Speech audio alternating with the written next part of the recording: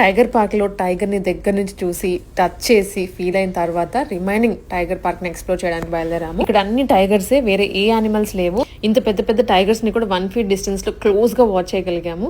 అదొక different feeling, మామూలుగా అయితే ఎక్స్ప్లెయిన్ చేయలేము. నెక్స్ట్ అక్కడ నుంచి ఆర్ట్ ఇన్ ప్యారడైస్కి వచ్చాము. ఇది ఒక డిఫరెంట్ ఎక్స్పీరియన్స్, మళ్ళీ ఇండోర్ యాక్టివిటీ.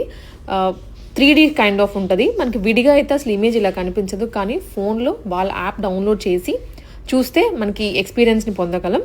పిల్లలకి బాగా నచ్చుతుంది డెఫినెట్లీ. అండ్ మనం కూడా కొన్ని ఎంజాయ్ చేయగలం అనమాట డిఫరెంట్గా. ముందుకు వెళ్ళే కొద్దీ కూడా ఇట్లా పిక్చర్స్ కనిపిస్తాయి. వాళ్ళ యాప్ ఓపెన్ చేసి చూస్తే ఆ 3D లుక్ అర్థమవుతుంది. దాన్ని బట్టి మనం యాక్షన్ చేయాలి. పిల్లలకి కొన్ని బాగున్నాయి, పెద్దవాళ్ళు చేయగలిగినవి కొన్ని ఉన్నాయి. టికెట్స్ దీనికి మేము ఆన్లైన్లో బుక్ చేసుకొని వెళ్ళాము. బట్ వెళ్ళిన తర్వాత తెలిసింది ఆన్లైన్ కన్నా అక్కడే తక్కువ ఉంది ప్రైస్. పిల్లలకి కూడా సేమే ఛార్జ్ చేస్తున్నారు, కొంచెం అటు ఇటుగా. పెద్దవాళ్ళకి పిల్లలకంటూ డిఫరెన్స్ ఏమీ లేదు. ఇక్కడ కూడా చిన్న బేబీ టైగర్స్ని ఫీడ్ చేయవచ్చు అమౌంట్ పే చేసి.